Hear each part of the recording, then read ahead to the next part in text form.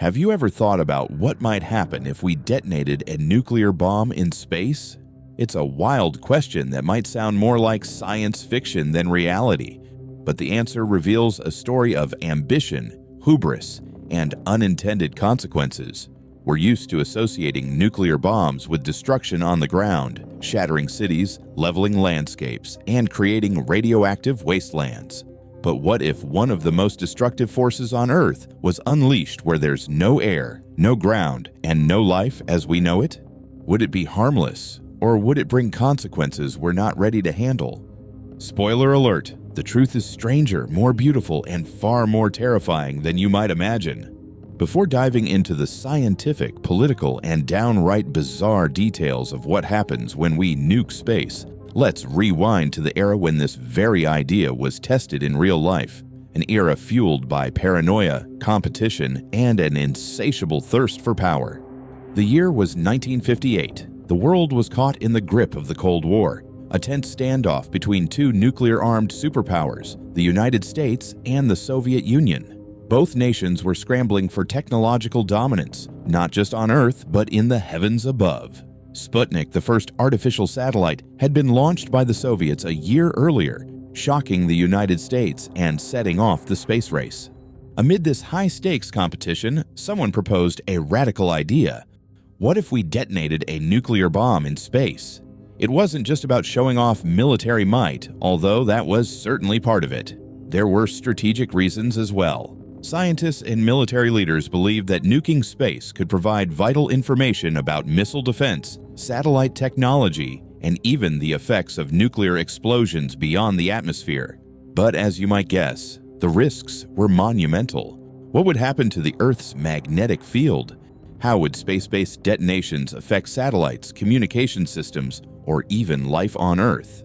Nobody really knew, and that uncertainty was both thrilling and terrifying. To answer these questions, the United States launched a series of high-altitude nuclear tests under the banner of Operation Hardtack.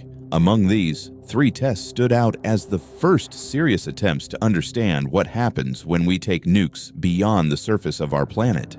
The first test, codenamed Yucca, involved a 1.7 kiloton bomb attached to a high-altitude balloon. It was essentially a trial run, an experiment to see what an explosion at the edge of space would look like. When the bomb detonated, the results confirmed one important theory.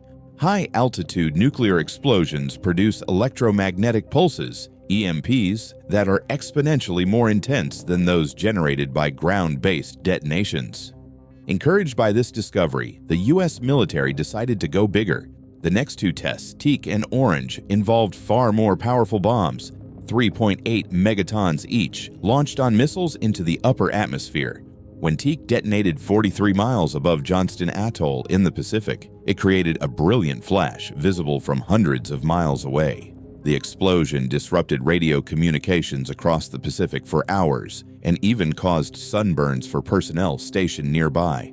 But what made these tests particularly alarming was the realization that space-based nukes weren't just a spectacle. They were a weapon unlike any other, capable of disabling electronics, blinding satellites, and even manipulating the Earth's magnetic field. Before we dive into the next chapter of nuclear tests, let's pause for a moment to understand what makes a space-based nuclear explosion so unique. When a nuclear bomb detonates on Earth, much of its energy is absorbed or deflected by the atmosphere and the ground. But in space, there's no atmosphere to contain the blast. Instead, the energy from the explosion radiates outward in all directions. Here's what happens during a space nuke. Electromagnetic pulse, EMP. A high-altitude nuclear explosion generates an incredibly powerful EMP. This pulse can travel thousands of miles, frying electronics and crippling communication networks. Radiation belts. The Earth's magnetic field traps high-energy particles from the explosion, creating artificial radiation belts that can linger for years, bombarding satellites and spacecraft. Auroras. The charged particles interact with the Earth's magnetic field, creating stunning auroras that stretch across vast regions of the planet. It's a mix of breathtaking beauty and catastrophic consequences. a reminder that even in the emptiness of space, our actions can have far-reaching effects. By 1962, the U.S. military was ready to take things to the next level. Operation Fishbowl, a series of high-altitude nuclear tests, aimed to fully explore the potential and the risks of nuking space. The most infamous test in this series was Starfish Prime. On July 9, 1962, a Thor missile carried a 1.4 megaton nuclear warhead to an altitude of 250 miles, well within the boundary of outer space. When the bomb detonated, it unleashed a spectacle unlike anything humanity had ever seen. Observers as far away as New Zealand reported seeing the explosion light up the sky, casting brilliant colors across the heavens. For a moment, it was as if a second sun had appeared in the night sky. But the aftermath was anything but beautiful. The EMP from Starfish Prime was so powerful that it knocked out streetlights, triggered burglar alarms, and damaged communication systems in Hawaii, 900 miles away from the detonation site. Satellites in orbit weren't spared either. At least 7 were disabled by the intense radiation, and many others suffered long-term damage. The explosion also created artificial radiation belts around the Earth, filled with high-energy electrons that remained trapped in the planet's magnetic field. These radiation belts persisted for years, posing a serious hazard to satellites and spacecraft. In fact, scientists later realized that these belts had increased radiation levels in low Earth orbit by several orders of magnitude, enough to potentially endanger astronauts. And then there were the auroras. Vibrant, colorful lights appeared in the skies over the Pacific and even stretched to the southern hemisphere. While beautiful, these auroras were a stark reminder of the power humanity had unleashed. The experiments conducted during Operation Fishbowl taught us more than we bargained for. We learned that space-based nuclear explosions have consequences that extend far beyond the immediate blast. EMPs, radiation belts, and satellite damage are just the beginning. These tests also highlighted the fragility of our technological infrastructure, a vulnerability that remains relevant today. In 1963, the United States and the Soviet Union signed the Limited Test Ban Treaty, which prohibited nuclear tests in space, the atmosphere, and underwater. It was a rare moment of cooperation in an era defined by conflict, a recognition that some weapons are too dangerous to use. More than 60 years later, the legacy of these tests still lingers. The radiation belts created by Starfish Prime eventually dissipated, but the lessons it taught us remain critical.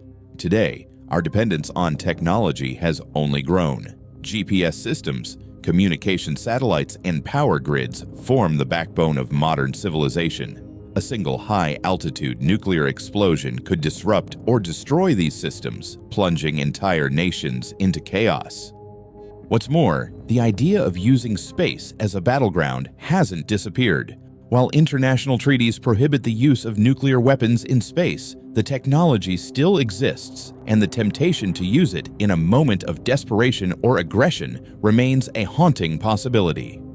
Imagine this: a single nuclear explosion in space could create a chain reaction of destruction. Satellites would be disabled, turning into dangerous debris that collides with other satellites, creating more debris in a process known as the Kessler syndrome. Before long, Earth's orbit could become a minefield of uncontrollable projectiles, making space exploration and even basic communication nearly impossible. And that's just the physical consequences. The political and economic fallout would be equally devastating as nations grapple with the loss of critical infrastructure and the chaos that follows. So, what really happens when we nuke space? The answer is a mix of awe-inspiring visuals, devastating consequences, and long-term fallout that humanity is still grappling with. It's a sobering reminder of the immense power we wield and the responsibility that comes with it. Let's hope the lessons of the past are enough to prevent us from repeating history. With that said, thanks for watching, and until next time.